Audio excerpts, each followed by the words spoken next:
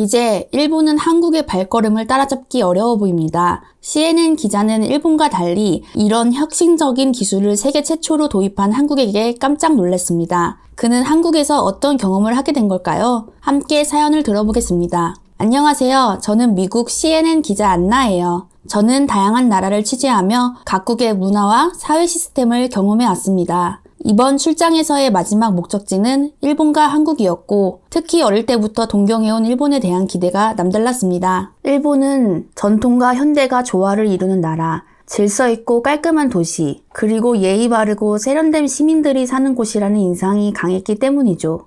도쿄에 도착한 첫날 밤, 화려하게 빛나는 도시의 전경을 보며 제 마음이 설렜습니다. 고층 빌딩과 잘 정돈된 거리, 그리고 일본이 자랑하는 세련미를 직접 느껴보고 싶다는 기대감에 가득 차 있었습니다. 그러나 일본에서의 실제 경험은 제 기대와는 달랐습니다. 도쿄의 지하철은 매우 복잡했고 노선도가 여러 색으로 구분되어 있었지만 직관성이 부족했습니다. 영어 안내는 거의 찾기 힘들었고 외국인에게는 낯선 시스템과 복잡한 노선들 때문에 길을 잃기 십상이었습니다. 복잡한 지하철 환승 시스템을 파악하고 표지판을 해석하는 데만도 많은 에너지를 소모해야 했습니다. 일본의 대중교통 시스템이 외국인에게 쉽게 다가오지 않는다는 사실을 뼈저리게 느꼈죠. 특히 환승 시스템이 복잡해 노선을 잘못 선택하면 시간과 노력이 허비되기 일쑤였습니다. 많은 역에서 다른 지하철 회사나 버스로 갈아탈 때마다 별도 요금이 추가되는 경우가 있었고 사전에 목적지까지의 경로를 철저히 파악하지 않으면 이동이 매우 힘들어서 따로 가이드북을 참고해 어렵게 촬영 장소까지 도착할 수 있었습니다. 하지만 진짜 문제는 그 다음부터 시작됐습니다. 일본의 여러 명소에서 촬영 허가를 받기 위해 예상보다 복잡한 서류 작업과 까다로운 절차를 거쳐야 했고 모든 허가를 받는 데만 며칠이 걸리기도 했습니다. 여러 관공서를 방문해 서류를 작성해야 했고 직원들 대부분이 영어에 익숙치 않아서 의사소통이 쉽지 않았습니다. 첫날부터 촬영 허가 절차가 지연되면서 일정이 계속 밀렸고 서툰 일본어로 설명을 시도했지만 해결되지 않아 결국 모든 장비를 철수해야 하는 상황도 생겼습니다. 이전 다른 나라에서 촬영할 때는 촬영 허가가 빠르고 효율적으로 진행했었던 터라 일본에서의 복잡한 절차는 지나치게 느리고 답답하게 느껴졌습니다. 일본 하면 떠오르는 효율적이고 깔끔한 이미지를 기대했지만 외국인 입장에서 촬영 허가는 예상보다 훨씬 까다롭고 복잡했습니다. 며칠간 허가 절차로 시간을 소비한 어느 날 마침내 촬영을 마친 후 이번엔 도쿄 시내로 촬영을 이어가기 위해 향했습니다. 화려한 네온사인과 고층 빌딩이 가득한 도쿄의 밤거리를 담아보겠다는 기대감에 부푼 상태로 카메라를 들었지만 우리가 맞닥뜨린 것은 전혀 다른 광경이었습니다. 거리 곳곳에서 눈에 띄었던 것은 바로 토요토키스, 즉 주거 청소년들이었습니다. 화려하게 불빛이 반짝이고 활기로 가득해야 할 도쿄 시내 한복판에서 그들은 건물 틈새나 인적 드문 골목길에 모여 있었습니다. 몇몇은 서로 어깨를 맞대고 벽에 기대어 술병을 주고받고 있었고 한쪽에서는 지친 듯 바닥에 누운 채 무기력하게 시간을 보내고 있었습니다. 그들은 때때로 큰 소리로 웃거나 중얼중얼거리며 피곤한 얼굴로 주변을 두리번거렸고 거리를 지나가는 이들 사이에서도 그들만의 공간 속에 갇힌 듯한 모습이었습니다. 보통 일본의 청소년들이 가지는 활기와는 너무나도 달라 보였습니다. 허름한 옷차림의 청소년들은 도쿄의 화려한 네온사인 아래에서 어울리지 않는 고독한 그림자처럼 느껴졌습니다. 간간히 한두 명이 자리에서 일어나 어디론가 떠나려는 듯하다가 결국 다시 앉거나 눕는 모습이 반복되었고 마치 이곳에서 벗어날 수 없는 현실에 갇힌 것처럼 보였습니다. 우리에게 일본은 늘 질서정연하고 안정된 사회라는 인상이 강했지만 이곳에서 맞닥뜨린 청소년들은 그 기대와는 거리가 멀었습니다. 일본 사회가 겉으로 안정적으로 보일지 몰라도 그 이면에는 보호받지 못한 채 방황하는 청소년들이 여전히 존재한다는 사실을 저는 새삼 깨닫게 하는 순간이었습니다. 그렇게 호텔로 가기 전 하루 종일 이어진 촬영과 예상치 못한 상황들로 지친 우리는 제대로 된 저녁 한 끼를 먹기 위해 근처 식당을 찾았습니다. 고풍스러운 일본식 인테리어와 환한 조명이 반겨주었고 드디어 따뜻한 음식을 먹을 수 있겠다는 기대감에 가득 차 있었습니다. 하지만 식당 안으로 들어선 순간 우리 모두는 순간 얼어붙고 말았습니다. 식당 내부는 담배 연기로 자욱했고 공기는 답답할 정도로 탁했습니다. 식사와 함께 담배 연기를 마셔야 한다는 생각에 마음이 불편했지만 이미 자리를 잡고 주문까지 한 상황이라 일단 앉아있기로 했습니다. 그러나 시간이 지날수록 연기에 적응하기는커녕 일은커녕 답답함만 더해졌고 결국 우리는 제대로 식사도 하지 못한 채 일어설 수밖에 없었습니다. 다시 거리로 나와 바깥에 신선한 공기를 마시자 그제야 답답했던 숨이 조금 트이는 것 같았습니다. 하지만 여전히 배는 고팠고 시간은 점점 더 늦어지고 있었죠. 지친 몸을 이끌고 서둘러 숙소로 돌아가야겠다는 생각이 들었습니다. 점점 시간이 늦어지면서 거리의 인파가 서서히 줄어들기 시작했고 지친 몸과 마음을 이끌고 호텔 숙소로 돌아가기로 했습니다. 돌아가는 길에도 여전히 거리에 남아있는 청소년들의 모습이 떠올라 마음이 가라앉았지만 오늘 하루 동안 느꼈던 여러 감정들이 뒤섞이며 우리 모두가 깊은 생각에 잠겼습니다. 호텔로 들어와 짐을 풀자 긴장이 풀리면서 하루 동안 쌓였던 피로가 몰려왔습니다. 거리에서 보았던 광경과 촬영의 어려움으로 정신이 복잡했지만 곧장 들려오는 배고픔이 먼저 해결해야 할 문제임을 깨달았습니다. 저녁을 제대로 챙겨 먹지 못했기 때문에 간단한 야식을 시키기로 했죠. 그런데 배달을 시키려고 했지만 또 다른 문제가 우리를 기다리고 있었습니다. 배달 앱이 전부 일본어로만 되어 있어서 메뉴를 선택하는 것조차 쉽지 않았던 겁니다.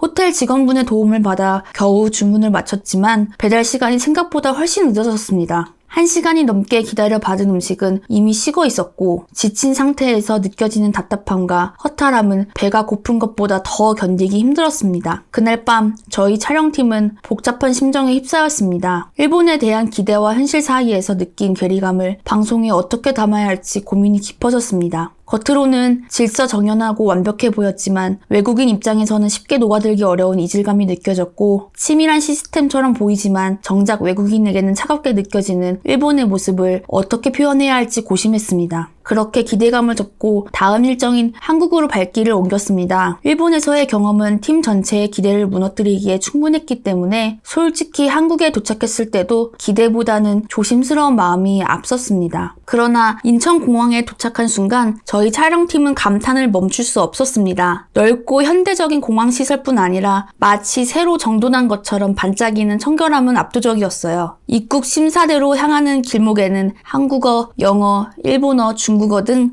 여러 언어로 명확하게 안내된 표지판이 곳곳에 배치되어 있어 방향을 찾는 데 한눈에 이해가 됐습니다. 일본에서 복잡한 지하철 표지판을 보며 고생했던 기억이 떠올랐고 그 차이를 바로 실감할 수 있었죠. 입국 심사와 수화물 수령도 놀랍도록 신속하고 체계적이었습니다. 일본에서 수속 절차에 몇 차례 대기해야 했던 경험과 달리 인천공항에서는 모든 절차가 막힘없이 진행됐습니다. 공항 직원들은 능숙한 영어로 친절하게 안내해 주었고 덕분에 저희는 거의 기다림 없이 빠르게 입국할 수 있었습니다. 공항을 나와 대중교통을 이용할 때도 놀라움은 이어졌습니다. 인천공항은 서울 도심으로 가는 고속철도, 리무진 버스, 지하철 등 여러 교통수단으로 잘 연결되어 있어 이동이 매우 편리했습니다. 지하철역으로 내려가 교통카드를 충전하고 자동 발권기를 사용할 때 안내 화면과 버튼은 모두 직관적이었고 애니메이션 효과까지 더해져 이해하기 쉬웠습니다. 한 팀원이 감탄 어린 표정으로 우리가 지금까지 뭘 경험한 거지? 라고 말하자 다른 팀원도 이게 현실이 맞나 싶다 라며 고개를 끄덕였습니다. 지하철 전광판에는 다가오는 열차 위치, 도착 시간, 환승 정보가 다국어로 표시되었고 정돈된 플랫폼은 마치 영화 세트장처럼 깔끔했습니다. 열차를 타고 이동하는 동안